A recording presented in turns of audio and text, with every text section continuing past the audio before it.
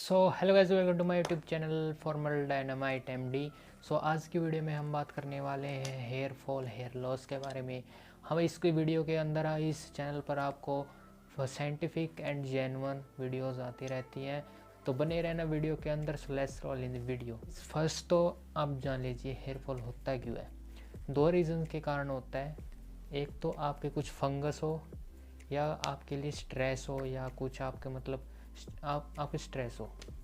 सो ये दो क्राइटेरिया होते हैं आपके।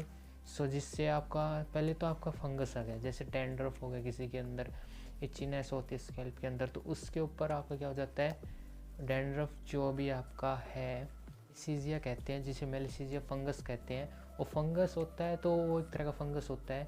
तो वो आपके जैसे मान लो आपके स्कैल्प के अंदर पोर्स हैं, उसके ऊपर जैसे जम गया, तो आपके मतलब फिर वो क्या है, ब्लॉक कर देता है आपके पोर्स को।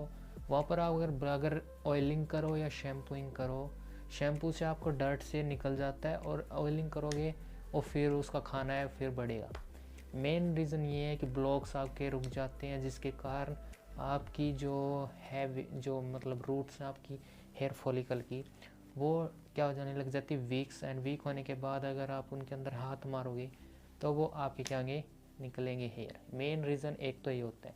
और दूसरा होता है, दूसरा टाइप का होता है कि अगर आपकी स्ट्रेस है माइंड के अंदर, तो उसके अंदर आपका साइंटिफिक रीज़न से आपके अंदर ब्रेन पर डिफेक्ट पड़ता है, जिसके कारण आपके हेयर फॉलिकल्स क्या होते हैं, जो आपके क्या करने लग जाते हैं, स्ट्रेस के कारण आपके काम हो जाता है कि हमें स्कैल्प से निकलना है, और हमारा स्ट्रेस हो गया तो माइंड पर प्रेशर बनने से भी ये काम होता है, आपके हेयर फॉल होना।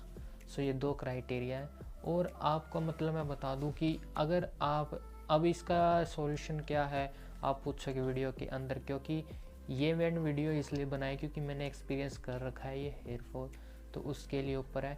तो मेन रीज़न है कि अगर आपका डैंड्रफ है या ऐसा कुछ है पहले क्राइटेरिया में, या आपका हेयर फॉल भी वैसे भी हो रहा है स्ट्रेस के कारण, तो सबसे पहला पॉइंट है आप क्या कीजिए। अगर लड़के हैं तो उनको तो मैं कहूँगा सजेस्टली आप अपना स्कैल्प है, जो आपका सर है, उसको गंजा करवा दीजिए, वो मतलब ट्रिम करवा दीजिए, या आपके मतलब ब्लेड से करवा लीजिए, या कुछ भी करवा, लेकिन आपको ट्रिम करवाना है उसे। और लड़कियों का तो नहीं कह सकता, लड़की वैसे रखना ही पड़ेगा, क्योंकि वैसे ही है, लड़कियों को वैसे ही रखना पड़ेगा। अब बात आती है कि आपको क्या करना चाहिए। स्कैल्प लड़कियों की बताता हूँ मैं। अगर आपका मतलब स्कैल्प आपने करवा दिया ट्रिम्ड करवाने के बाद आपको फर्स्ट क्या करना है, ऑयलिंग और मसाज और शैम्पूइंग मोस्ट इम्पोर्टेंट है। इनको भी करने का तरीका होता है। मैंने इसको करने का बहुत ज़्यादा मतलब मैंने इसको गलत यूज़ किया था, इसलिए मेरे बहुत ज़्यादा होने लग गया था। क्योंकि कैसे करना है मैं बताता हूँ। आपको क्या करना है, शैम्पूइंग की पहले शैम्पूइंग ऐसे नहीं करनी, लगाया थोड़ा बहुत मसाज किया, अच्छे रूट्स तक जाना चाहिए। क्योंकि अगर मैं बताऊं तो रूट है, अगर उसके ऊपर जैसे कुछ गंद फैल जाता है, तो आप उसको क्या करते, साबुन से, मान लो साबुन में आपका यहाँ गंद है, तो साबुन से आप उसको निकाल लोगे, उसको डर्ट को निकाल लोगे, तो उसके लिए आपको क्या करना पड़ेगा, अच्छे से मसाज करके उसके अंदर मिसल बनेगा। अगर साइंटिफिक मैं बताऊँ तो मिसल एक सर्कुलर होता है, अगर साइंस में किसी ने पढ़ा हो तो वो मिसल बनेगा, फिर बाद में निकलेगा वो डर्ट, डिटर्जेंट में जैसे होता है, तो वो आपका ऐसा निकलेगा, तब वो आपका स्कैल्प क्लीन हो जाता है। क्लीन होने के बाद आपका आता है ऑयलिंग। अगर आपकी स्कैल्प क्लीन होगी तो उसके ऊपर ऑयलिंग बेटर रहेगी। अगर आपकी स्कैल्प ही क्लीन नहीं होगी तो ऑयलिंग कर लो, कोई फ़ायदा नहीं है। फिर ऑयलिंग करने का भी कोई तरीका होता है। ऑयलिंग लिया, वार्म किया आपको, ऑयल वार्म करने के बाद क्या करना है आपको, उसके साथ मसाज करनी है, ऐसे नहीं बस लगा दिया, मसाज करनी है अच्छी तरह से, उसको मसाज करके छोड़ देना है बस। उसको वॉश नहीं करना। कहते हैं बहुत सारे यूट्यूबर्स, वॉश कर दो स्कैल्प पर, ऑयल बेटर नहीं रहता। ऐसा कुछ नहीं है, बचपन में भी लगाते थे तब तो कुछ हुआ नहीं, अब क्यों होएगा। तो मैं इसका मिथ है ये एक तरह का, मैं आपको कहूँ तो आप सीधा बस लगाइए स्कैल्प पर। और या आपको लग रहा है कि मेरे को पसंद नहीं है तो आप रिमूव कर सकते, कोई दिक्कत नहीं है।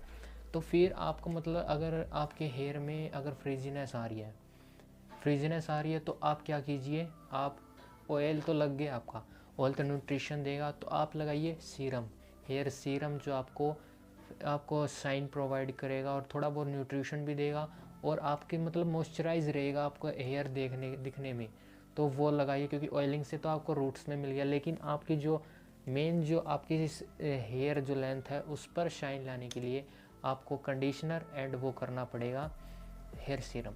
तो ये चीज़ें करते रहना आपका मतलब डेफिनेटली आपका हेयर फॉल रिड्यूस होगा।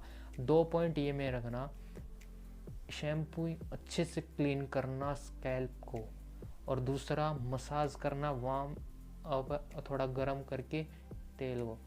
डेफिनेटली आप हफ्ते या 10 दिन में आपको रिजल्ट देखने को मिलेंगे अगर जिनका टेंशन से है। अगर जिनका डैंड्रफ से है उनको क्या करना है, उनको करना है आप लाइए, मैं तो सजेस्टली बिल्कुल नहीं करूँगा, मामा अर्थ मैंने यूज़ किया है, मेरा कोई फ़र्क नहीं आया मामा अर्थ से, मैं बिल्कुल रिकमेंड नहीं करूँगा। ऑर्गेनिक कहते हैं कंपनी, मेरे को पसंद नहीं है। मैं कहूँगा आप जाइए जो आपके कोई आपको मेडिकल शॉप पे जाइए, मेडिकल शॉप पे जाके अगर आपको ज़्यादा है तो ज़्यादा हो जाता है, नॉर्मल चल जाता है, लेकिन मैं सजेस्ट कहूँगा मेडिकल शॉप पे जाइए, वहाँ पर कहिए 2% कीटानेजोल आपका शैम्पू दीजिए मेरे को, तो वहाँ से लाइए शैम्पू, उसको यूज़ कीजिए, लगाइए, और आपको वो हफ्ते में एक बार यूज़ करना है, ज़्यादा यूज़ नहीं करना है क्योंकि हार्ड होता है थोड़ा।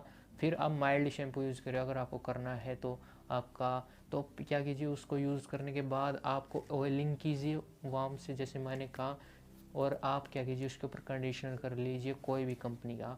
फिर आप अगर आप शेरम यूज़ करना चाहते हैं फॉर एडिशनल शाइन देने के लिए तो शेरम यूज़ कीजिए, आपको डेफिनेटली रिज़ल्ट देखने को मिलेंगे।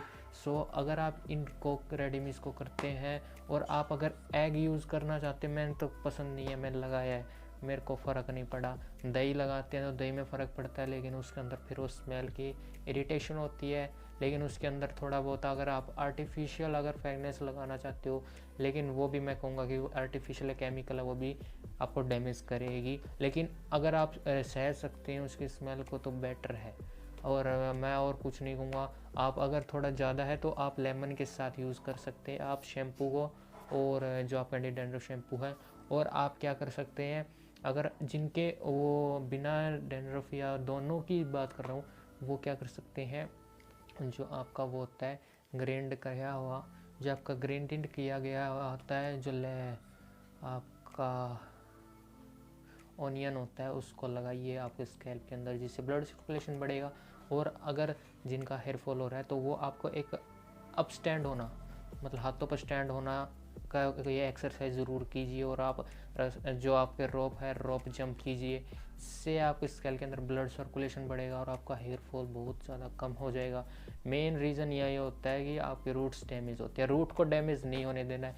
आप इस पर्सपेक्टिव से लीजिए कि आप ये आपकी मतलब मान लो आपका घर है, घर को साफ़ करना है, उसी तरह आपका ये भी स्कैल्प है, इसको साफ़ करना है, न्यूट्रिशन देना है। कैसे कर सकते हैं, आपको मतलब अच्छे से अच्छे प्रोवाइड कीजिए, अच्छे से प्रोडक्ट यूज़ कीजिए, ज़्यादा भी प्रोडक्ट मत यूज़ करना, बस नॉर्मल।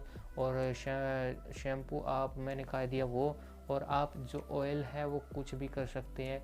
आपको जो पसंद है, नॉन स्टिक पसंद है, मस्टर्ड पसंद है, मैं कुछ नहीं कहूँगा, लेकिन जिसके ज़्यादा डैंड्रफ है वो आलमंड यूज़ कीजिए।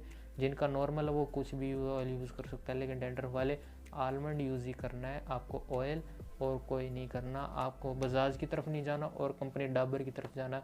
बजाज का आर्टिफिशियल फ्रेगनेंस होती है उसके अंदर, वो आपके हेयर को डैमेज करेगी, आपके रूट्स को, वो कुछ काम का नहीं है। तो आपको आलमंड का यूज़ करना है क्योंकि वो डैंड्रफ को प्रोटेक्ट करता है, डैंड्रफ को आगे बढ़ने नहीं देता, उसके लिए प्रिवेंट करता है आपको। तो आपको वीडियो कैसी लगी, चैनल को सब्सक्राइब कर देना, वीडियो को लाइक कर देना ऐसी लेटेस्ट वीडियो के लिए। और आशा है, हाई होप कि आप वीडियो को लाइक करेंगे, शेयर करेंगे। तो ये मेरी फर्स्ट वीडियो है, हमें ऐसे ऐसे लेटेस्ट वीडियो लाते रहेंगे। तो मिलते हैं आपको नेक्स्ट वीडियो में, टिल देन बाय।